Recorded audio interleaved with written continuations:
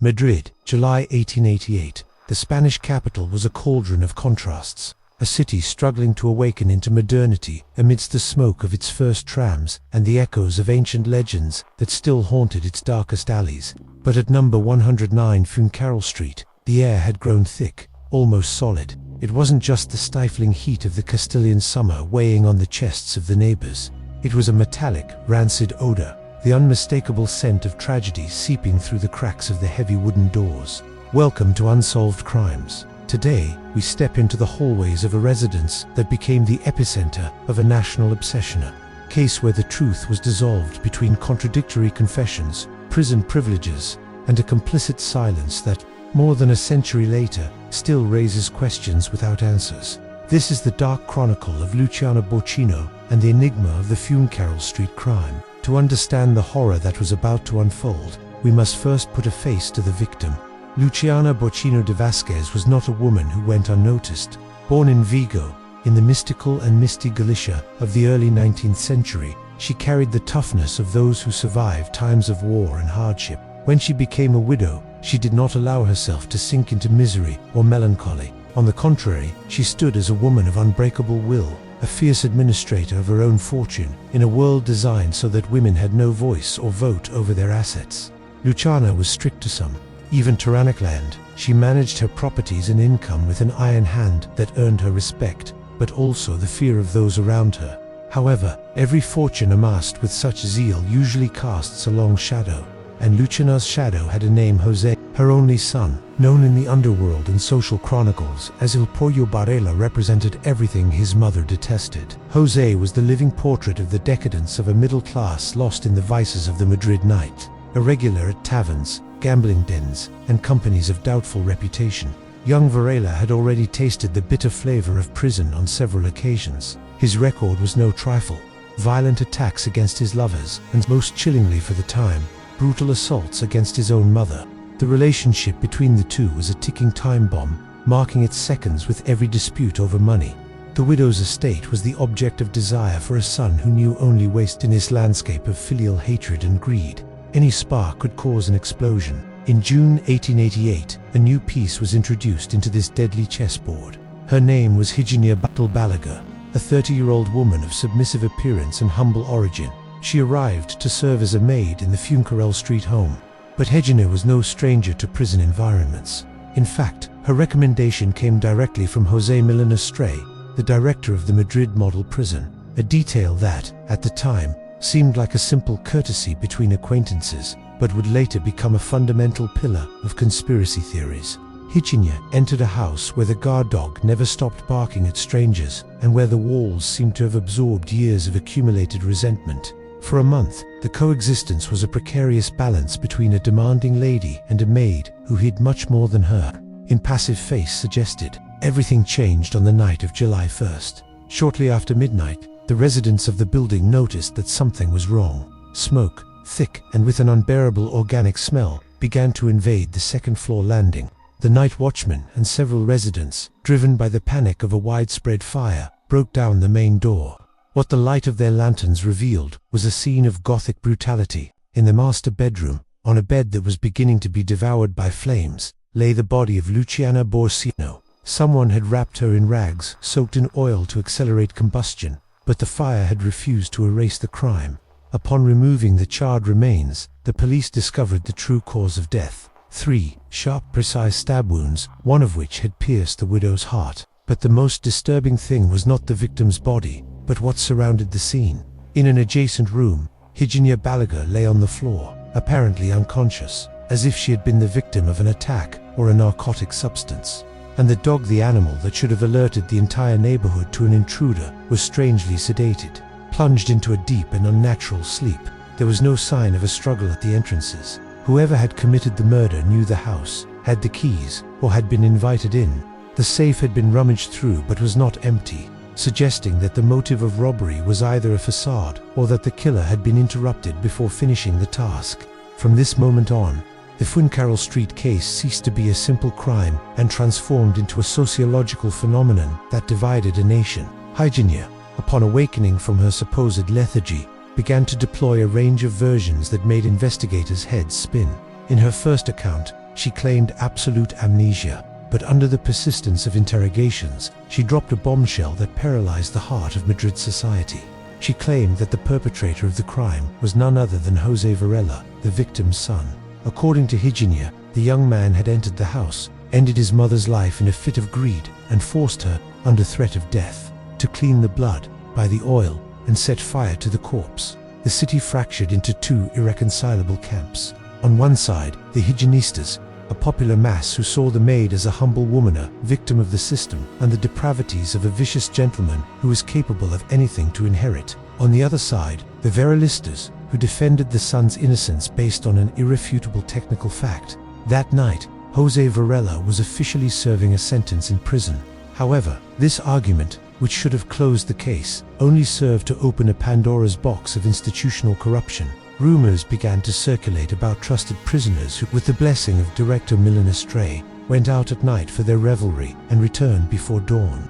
Had Varela left his cell to kill his mother and then returned to have the perfect alibi? The press of the time saw this case as a goldmine. Special editions sold by the thousands in the cafes of Puerto del Sol. Journalists didn't just report, they investigated on their own, often hindering police work but keeping public interest at a boiling point. The Fuencarral Street crime became the first great reality show in history, where every detail of the accused's clothing or every gesture of the son was analyzed. Under the magnifying glass of social prejudice, stepped right into the heart of 19th century Madrid, a city buzzing with life, but also a place where dark secrets festered behind closed doors. Today, we're unlocking one of its most infamous and baffling cases, the Fuencarral Street crime, a story of murder, betrayal, and a mystery that has haunted Spain for over a century. On July 2, 1888, a plume of smoke was spotted rising from number 109 Fuencarral Street. When firefighters broke down the door, they weren't just met with flames, they found a gruesome scene. Lying on a smoldering bed was the body of Luciana Borcino, a wealthy widow with a less than spotless reputation. She hadn't died from the fire. She had been stabbed multiple times and doused with flammable liquid. Strangely, her pet dog, found in the same room, had been poisoned. What kind of monster would commit such a brutal act? The police had their work cut out for them, but they had no idea they were about to walk into a web of lies so tangled it would captivate an entire nation. The investigation quickly zeroed in on the household. Luciana Borcino lived with her maid, Higinia Balaguer, and Higinia's two young children. Also in the house was a lodger, Jose Vasquez Varela, a man with a questionable past. The initial suspicion fell on Varela. He was known to have a temper and was in debt to Luciana. But then, the case took a shocking turn. Higinia Balaguer, the seemingly loyal maid, confessed to the murder. Her confession was chillingly detailed. She claimed she acted alone. According to her, Luciana had discovered that Higinia was trying to arrange an abortion for her daughter. A furious argument erupted. In the heat of the moment, Higinia said she grabbed a knife and attacked her employer. Then, in a panic, she tried to cover her tracks by setting the fire. Case closed. Right. Far from it. This confession was just the beginning of the mystery. As soon as Higinia confessed, the public and the press went into a frenzy. Everyone had a theory. Was Higinia telling the whole truth? Could this petite, seemingly mild-mannered woman have committed such a savage crime all by herself? Many people didn't think so. They believed she was covering for someone else. But who? This is where the story gets even more complicated. The police weren't entirely convinced by Higinia's lone wolf confession either. The autopsy revealed that Luciana had likely been drugged before she was killed, which suggested premeditation, not a spontaneous act of passion. And poisoning the dog, that seemed like a cold, calculated move to prevent it from barking and alerting the neighbors. These details didn't quite fit the picture of a panicked maid. Suspicion swung back to the other residents of the house. Jose Vasquez Varela, the lodger, was a prime suspect. He had a motive: money. He owed Luciana a significant sum, and it was rumored that he was also her lover. Did he manipulate Higinia into helping him?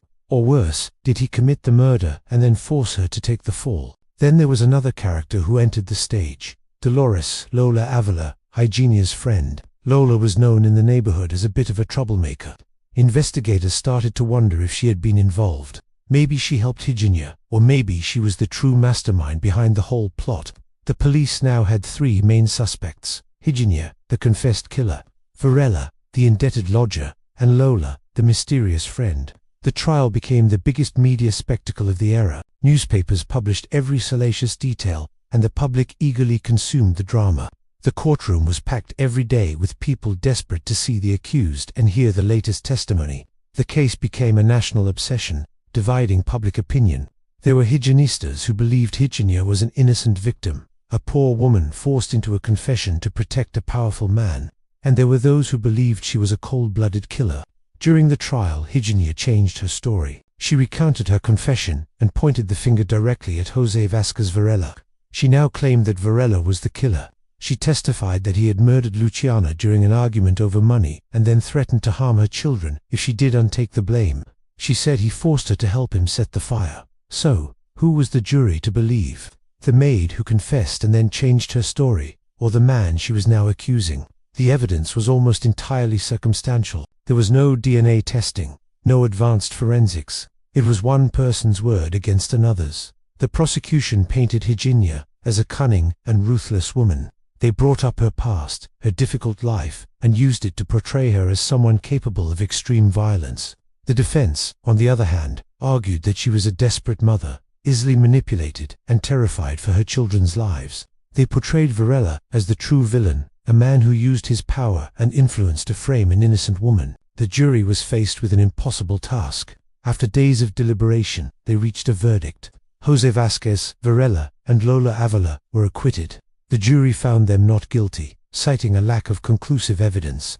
But for Higinia Balaguer, the verdict was devastating. She was found guilty of murder and sentenced to death by the garrote, a brutal method of execution used in Spain at the time. The sentence sparked outrage among many. The higienistas were horrified. They saw it as a grave injustice, a classic case of the rich and powerful getting away with murder while the poor and vulnerable paid the price. Petitions were signed, and pleas for clemency were sent to the Queen Regent, but it was all in vain. On July 19, 1890, almost 2 years to the day after the crime, Higinia Balaguer was led to a public square in Madrid for her execution. A massive crowd gathered to witness the grim event. To her very last breath, she maintained her innocence. Her final words were reportedly, "I am innocent. I die innocent." As the garrote tightened, the mystery of the Fuencarral Street crime was seemingly buried with her. But was it? The execution of Higinia Balaguer didn't end the speculation. In fact, it only deepened the mystery. Did Spain execute an innocent woman? If she wasn't the killer, then who was? The acquittal of Varela didn't mean he was innocent in the court of public opinion. For many, he remained the prime suspect, a man who had literally gotten away with murder. The case became a symbol of a flawed justice system, where class and gender could determine one's fate. Over the decades, the Fuencarral Street crime has become part of Spanish folklore. It's been the subject of books, plays, and even films. Each new generation re-examines the evidence, trying to piece together the puzzle. Some theories suggest a political conspiracy was at play, that Luciana Borcino knew secrets that made her a target for powerful people. Others stick to the simpler explanation, a crime of passion and greed that went horribly wrong.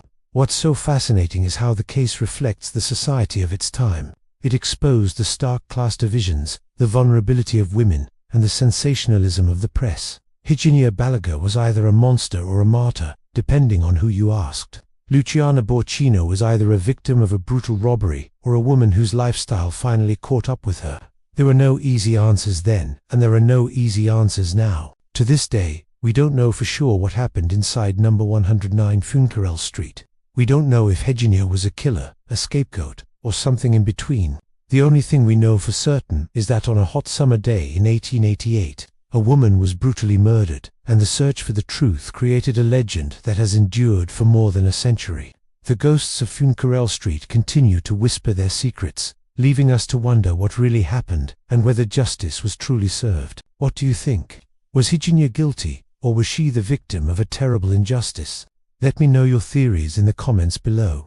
Thanks for watching, and if you're fascinated by historical true crime like this, make sure to subscribe for more stories from the past. See you next time.